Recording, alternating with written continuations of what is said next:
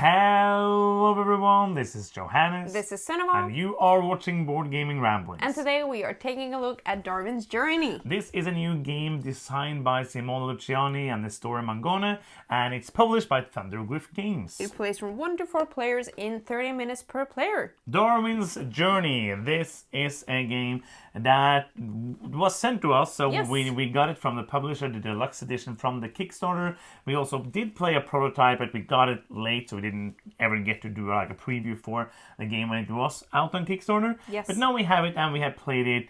I think 5 times we played it now since we got it, and now we're gonna talk about it. If this is your first review, that's kind of the process. Yes. We go through the rules, we play it, we think about it a lot, especially this one. We're gonna Pretty talk about unique that. stuff. Yes, like if you've never seen a review in your life, you're gonna be like, "Whoa, that's an interesting concept." Wow, So yeah, process. Darwin's Journey.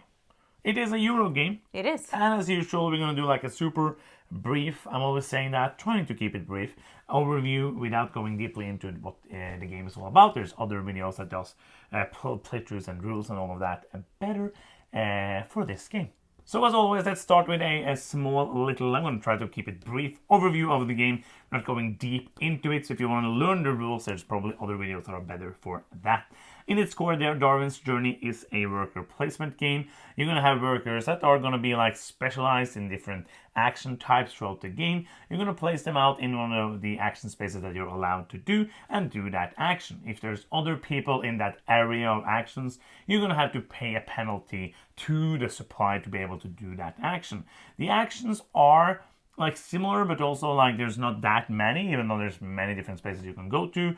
You can basically get some wax seals for your different workers that differentiates them and tells them which actions they're allowed to do. You can write correspondence, I think thematically it is. We don't think about theme a lot when we play these Euro games, but you are basically placing some stamps on places to get things. Yeah. Which is good. And that's something you can do. You can also move on with your ship on the ship track. And that's going to give you these different species that you research. It's going to give you your little adventure meeples out on the adventure tracks. And also going to be different bonuses and around scoring that you don't get penalized for if you have moved farther on that track. The last kind of core action is that you can move your adventurers on these adventure tracks, where you also basically are moving on tracks to get different bonuses. The difference between them is that on the adventure track you're jumping over other people, so you can try to time it so that you can like move shorter but get a better bonus that way. What you're trying to do is to score points. You score points for doing these different missions, which you score for having different I have these things now, then I can score that objective. You will also score points for learning a lot about the Origin of Species book, and scoring that at the end of the game. You will get points for many different things in this game. Basically, it's one of those like you have many huge scoring opportunities, and around end of game, many different paths to getting points. Yes. Was that a logical overview of the game? Yes. Yay! And it was I think so. Yeah. It was also pretty short. Pretty short. Yes. So we're going to talk about this game now. So as always, I have a question for you. Oh yeah. Have you seen this game with your own eyes? Yes, no, I actually played it blindfolded.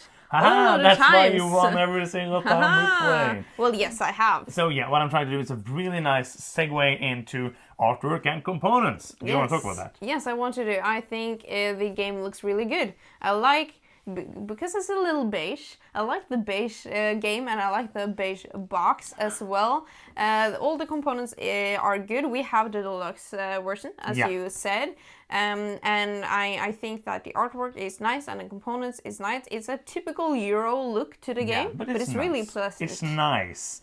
I will say, like, these deluxe wax seals might be the weirdest component I have ever touched. Yes, I've gotten used to it now, but in the start I was just like, ugh, what is this? But I like the flair of it. And they can kind of stick together in the bag where you kind of draw them randomly. So sometimes that might make it less random. I don't know. And we also like have the metal coins, don't we, for this game? No, I think so. I yeah, don't. Yes. I think you will see on the pictures. Yeah. We haven't played this for 6 years, so we don't remember. It's been so long. It's so many games. Yeah, but it also has a rulebook. Yeah. This is a very thick rulebook, but that is because this is like the collector's edition rulebook, which has all of the expansions as well.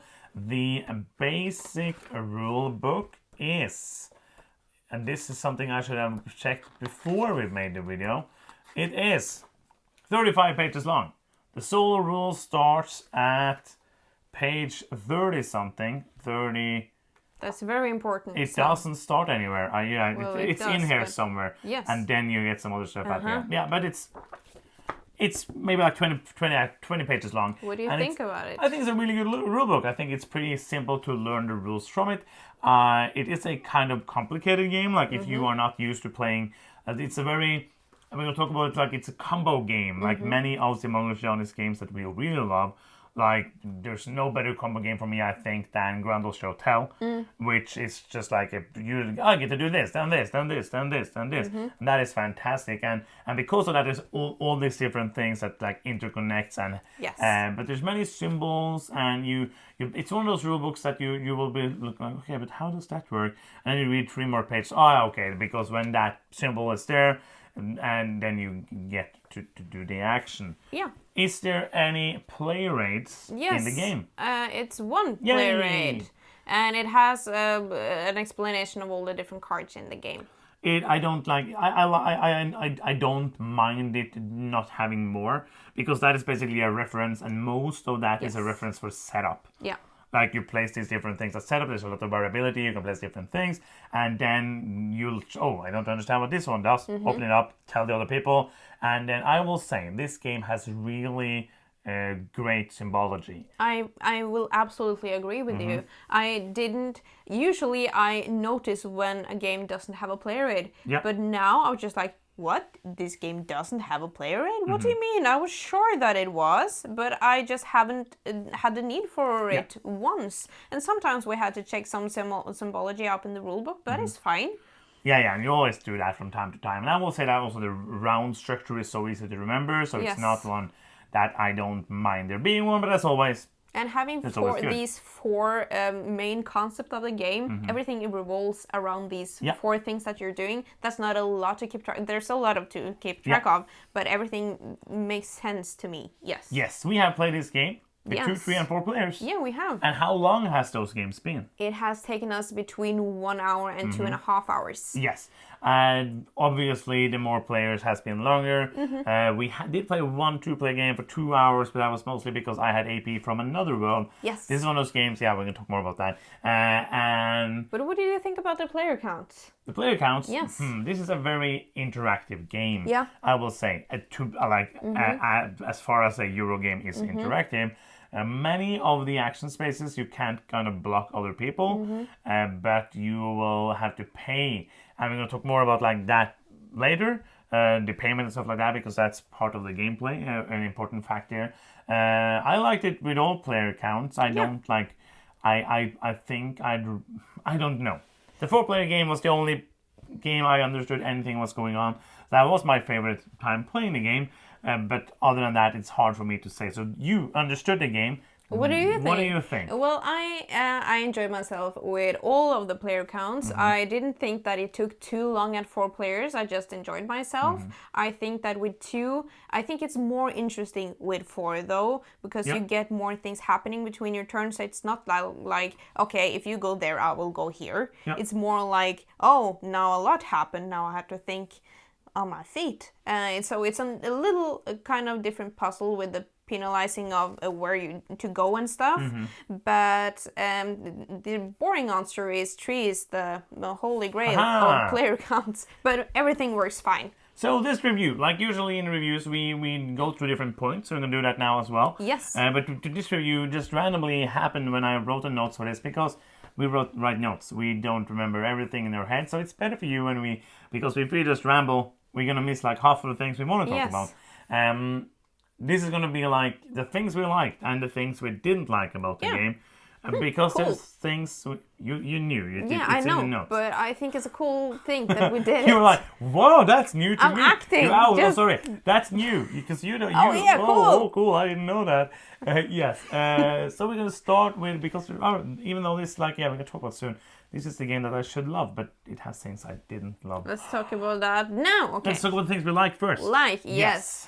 I really like my favorite thing about this game is how you build your own worker. Build your own kind of worker. And it's really cool because what kind of wax seals you dedicate, give give to your different workers allows them to go to more powerful action spaces or different action spaces or give him better bonuses if he has a lot of wax seals. So you want to really craft something that will benefit what you are trying to do. If I get a lot of yellow wax seals and not go for the yellow action, that would be a bad move. And I enjoy that.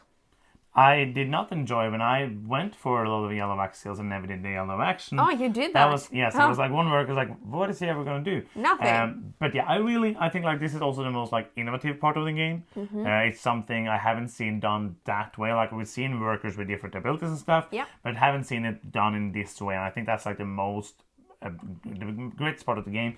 And it's a thing that you cannot really make a strategy that's going to be like, I'm not going to do that because then you will lose. And I know that because I lost every time I played, whether I went for the wax seals or not. So maybe you could have gone for a strategy. Could. Yes. Not saying you. Oh, maybe you could have gone for that. But I think you have to go for them for a little bit. A little bit, You don't, because especially when you get to that, I don't remember the name of it, but they get the silver crown and the gold crown. Especially getting to the silver crown. Because if somebody has that on like 2 or 3 of them and getting those bonuses, that's going to be way more powerful actions than that's really nice. The powerful the actions that you get to do and you have to do, and there's only few actions in the game. But I really like that all of the action spaces has like these basic actions that you everyone can go to. Almost everyone. You still have to have like one of those wax seals. So this is a combo game. Like I briefly said in overview or in the somewhere. Sometimes yes, it is a combo game. Like many games from Simone Luciani, there's only 20 actions in the game, so you need to maximize them. And the fun in the game is when you get those kind of chain reactions. And it's so fun. Yes, it's you know so that satisfying. More than me. I'm just gonna say it already. Cinema has basically broken the game. Yeah, apparently. I'm 100% sure that if we take the last time we played and I show that to Simone and to Nestore, they're going to be like, that's not supposed to happen. Well, I didn't max on books, so... No, you didn't get to the end of that track. You didn't get to that, so... Yeah, so yeah, Simone is like a master of this game, and watching those combo turns that when I get them it's really happy, but you get to like, and then I get the move there, and then I take these, and okay, because I move these, I get to do this, and I go over here, and I move 2 spaces there, and that triggers that thing, and makes me go there. I put out a tent, and then because I put out the tent, I get to move on that, and then I get that, and it's my turn, I'm gonna go there, get 1 wax seal, your turn. There's been so many times when I've done things, and you're just like, how did you do that? Yes, and remember, these are the things I like about the game. Yeah, but the combos are super satisfying when you accomplish them. Yes.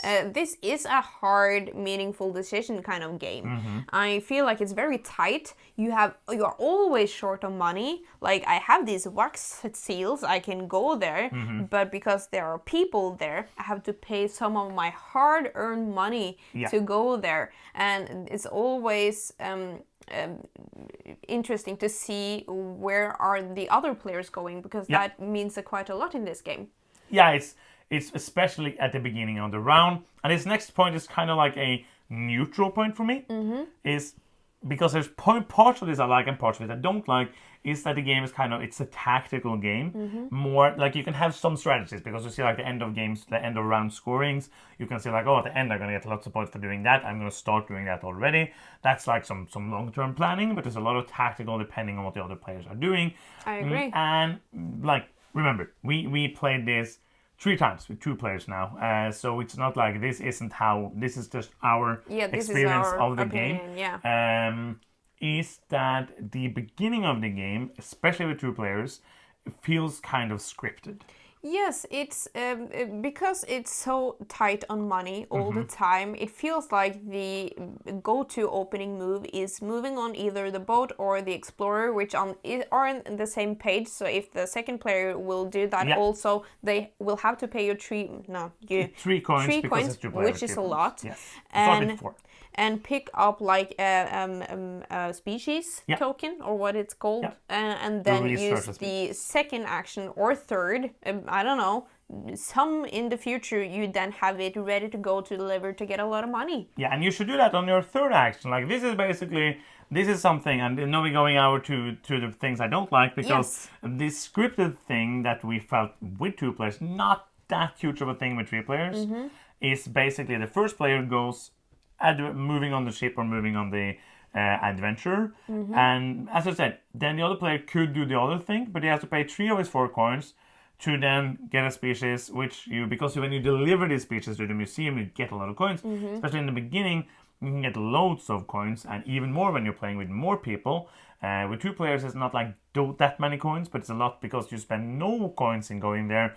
And then the other player basically cannot go to any of the special actions, because there's like 1 book with special actions on them, and most of the time you don't have seals enough to do that, especially even though you have like a one-off wild. Most of the time you can't do that, and so the second player then goes to take wax seals. Yeah, most because likely. That because doesn't cost you anything. Also a really good action. And it gives you 1 wax seal. And then the first player goes to placing out a new like special action new seal. That is going actually back to the things we like, because I really like that the players are unlocking more actions. So if I either struggle to get the red action space, getting the wax seal done, I can go there, pay money, and I don't need to have all the wax seals I need to do that action, which I really enjoy. Or I think I want to go heavily for that, or I think somebody's going to do that.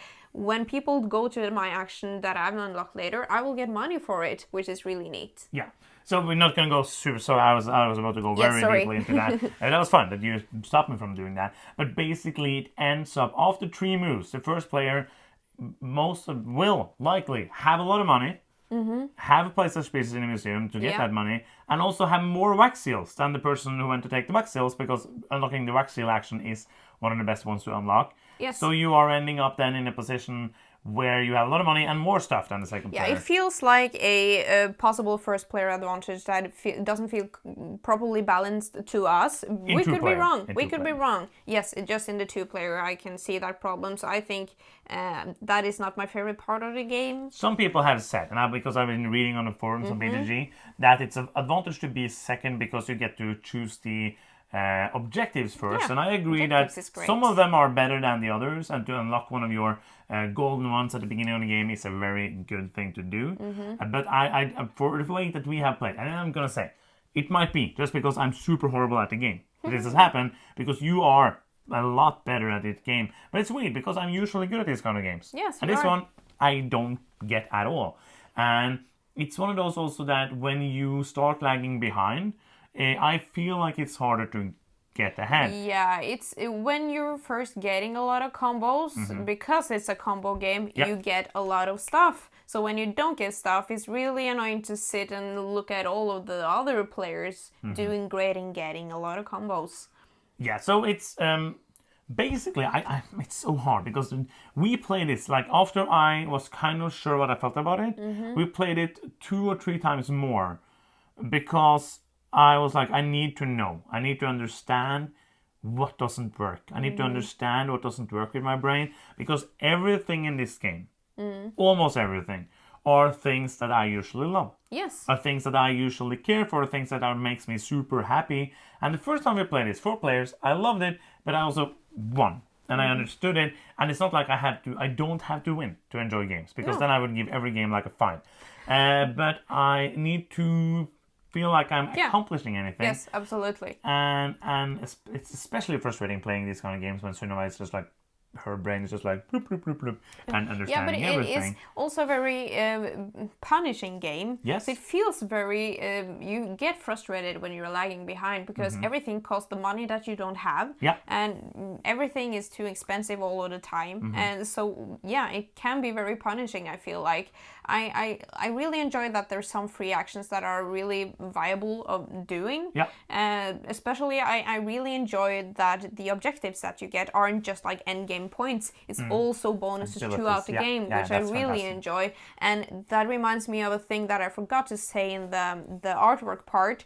I love how they have differentiated the free-for-all actions and the one, like the paying or the... Just magnifying glasses yes, with different shapes. I think those are so nice. So yeah, I'm not gonna like... It's hard. It's one of those reviews. I don't have a conclusion. I cannot explain to you exactly what I don't like. It's so weird. But let's briefly, this is mostly going to be a review of the base game. Yeah. But just briefly, for like 1 minute, there's an expansion that's included. That's going to come with the game. Some people have been online like, do you need an expansion for the game to be complete? And we agree on this, that we enjoyed the base game more. Yes. There is stuff, there's a Fireland expansion, it's called, another map, and a couple of different mechanisms. I like there's more involved map, like more tracks. I enjoy that, even though it's a bit chaotic the first time you play. Yeah, and I can imagine for color deficient people that that was going to be a hurdle, because I was just like, oh, I have 3 ships and one is there, and oh, I should have a guy there, but I haven't looked at because they're going little into each other. But the map is more interesting in that game. It is a card mechanism. Adventuring. Which with time a time element, and I like the idea of it, but it feels very swingy and makes it even more like tactical and random and punishing if you don't get what you're looking for. Yeah, it's kind of, you have to move on the tracks, and when you move on the tracks and you move past one of these tokens, you have to draw a card, and you have to do one of the options on the card. Yes. And some of them is like pay 2 coins and get something, and others like use 4 time. But some of them is like use 3 time or 4 time, and you don't have a lot of time to use. Yes, because there are bonuses on the cards, and they are good always bonuses. good. Great bonuses. But when you start to decrease on time, when you get less and less time, or you spend more time, you get some really punishing like penalties. Yes. For example, paying more to go to action spaces, or getting less points when you are less money when we place things in it. Like the one time we played, I was almost out of the game, it felt like, and I had so little money, and then it was so hard for me to get back on that time track to the point where I didn't lose coins when I went to the museum. Yes. But yeah, let's just briefly, like, who is this for? Because many people love this game, and I like it. It's just, I think that you... Obviously, it's for like more heavier gamers, medium plus heavy gamers. It is a pretty heavy game, but I feel like if you are a medium gamer and want to dip your toe into a heavy game, I think this is a really good heavy game to go to, because it is a lot of stuff, but it's very fun stuff, and I think it makes a lot of sense. Yeah. And yeah, but also you need to then not mind the game being punishing or hard to get back if you do something wrong. Yes. Because this is one of those games where you do wrong stuff, you're going to be out of the game. So yeah, final thoughts time. Or you can start with your probably more positive final thoughts than mine. Yeah, I like so much about this game. It just clicks so perfectly with my brain. And now we have played it so many times in a row that I don't want to see it for a little while. But other than that, I think I'll just always have fun with this game. And it makes me like happy when I think about it. Yes. But when you feel like you're accomplishing a lot, you get that feeling, and that is great. But trying to set my success apart for a little bit, it has so many good things, elements, thank you, that really just pleasant to play this game. I'm going to rate it an 8.5. That's awesome. It feels a little swingy with the expansions. I prefer the base game the most. There's something about this game that doesn't work for me, and it frustrates me a lot. Because I love most of the games made by Simone Luciani, and some of the games made by Nestore Mangone as well. But I looked at the list of the great games from Simone Luciani before we filmed this review, and I think I would choose all of them before this. Because and it's so frustrating because I don't understand what it is, and that makes it even more frustrating. It's not that it's a bad game. It's a great game, but it's that it just doesn't work with my brain, and it makes me sad because the first time I played it, I loved it, and it just went down this hill of me getting more and more frustrating. I even went to BGG and read like strategy to understand what I was supposed to do. And I just felt like I was doing nothing. And of course, it doesn't help then that you do everything. But that's just like a personal thing. But it's just like there's something here that doesn't work. And I said that like many times now. I agree with you. I don't want to see it for a long time, but then I want to give it another shot. I want to wait till people have played it a lot and put out strategy guides and put out stuff. And I'm going to read that. And I'm going to see like, how does this work? And so for me, it's sadly only going to be a 7. It's still a good game, but it's one that I would have loved to be better for me personally. And that's the end of this video for Darwin's Journey. We hope you enjoyed it. If you haven't done so yet, you can help us out in a big way by giving us a victory point. Yes, and you do that by giving us a subscription down there. And you can even click the bell to get notifications every time we post a new video. And that is the end of this video. I'm Johannes. I'm Simone. And you've been watching Board Gaming Ramblings, and bye-bye.